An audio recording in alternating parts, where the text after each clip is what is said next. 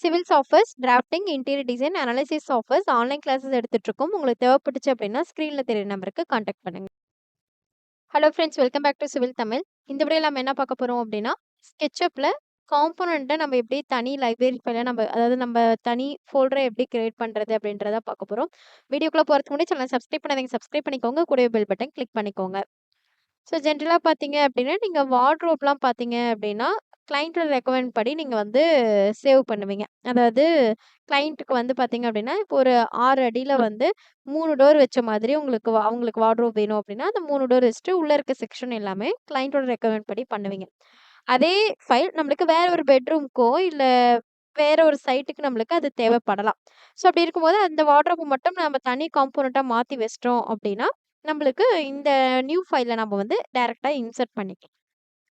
So first one என்ன பண்ணணும் அப்டின்னா, இந்த இடத்துல நம்மளுக்கு ஃபர்ஸ்ட்டு நீங்க காம்போனன்ட்ட கிரியேட் பண்ணிக்கோங்க. உங்களுக்கு என்ன காம்போனன்ட் வேணுமோ, அத வந்து ஃபார்ம் பண்ணிக்கோங்க. டோரு இல்ல எப்படி காம்போனன்ட் வேணுமோ, அது எல்லாத்தையும் இப்படி ட்ரா பண்ணிக்கோங்க. ட்ரா பண்ணிட்டு, ஃபர்ஸ்ட்டு நம்ம என்ன பண்ணணும் அப்டின்னா, இந்த இடத்துல காம்போனன்ட்ஸ்ல ஒரு டீட்டெயில்ஸ் அப்படின்ற ஒரு ஆப்ஷன் குடுத்துருப்பாங்க. அத கிளிக் பண்ணீங்கன்னா, open or create local collection இருக்கும். அதுல உங்களுக்கு எந்த இடத்துல வேணுமோ, அந்த இடத்துல போயிட்டு ஒரு நியூ ஃபோல்டர் கிரியேட் பண்ணி வச்சுக்கோங்க. ஓகேவா? ஸோ இந்த இடத்துல நியூ ஃபோல்டர் 6ன்னு இருக்கு இல்லையா? அத வந்து ரீநேம் பண்றேன். ஸோ ஜஸ்ட் நான் என்ன பண்றேன், காம்போனன்ட்ஸ்ன்னு போட்டு வச்சுக்கிறேன். ஸோ காம்போனன்ட்ஸ் போட்டுட்டேன்.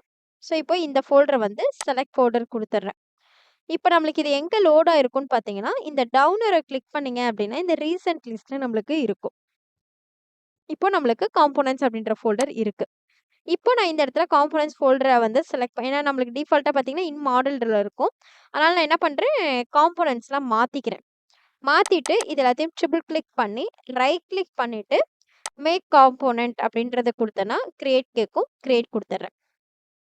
இந்த இடத்துல உங்களுக்கு இன் மாடல்ல தான் டிஃபால்ட்டா சேவ் ஆகும்.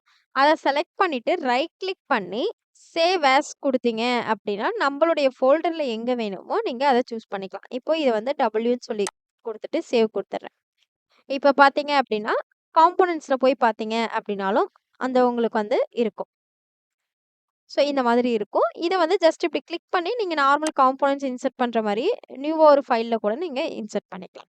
ஸோ எத்தன காம்போனன்ட் வேணாலும் நீங்க இந்த மாரி ட்ரை பண்ணி ஒரு டிவி யூனிட் ஆகட்டும், இல்ல கிச்சனுக்கு தேவையான ஒரு ஸ்டவ்வு, இல்ல சிம்னி இந்த மாரி ஏதாவது ஒரு காம்போனன்ட் கிரியேட் பண்றீங்கன்னா, இந்த மாரி நீங்க ஒவ்வொன்னா சேவ் பண்ணி வச்சுட்டீங்கன்னா, அடுத்தடுத்த நியூ ப்ராஜெக்ட்க்கு நீங்க அப்படியே எடுத்து யூஸ் பண்ணிக்கலாம். ஓகேவா? ஸோ இந்த வீடியோல டவுட் இருந்துச்சுன்னா கமெண்ட் செக்ஷன்ல கமெண்ட் பண்ணுங்க. வீடியோ ஷேர் பண்ணுங்க, லைக் பண்ணுங்க, சேனல் சப்ஸ்கிரைப் பண்ணிக்கோங்க. Thank you.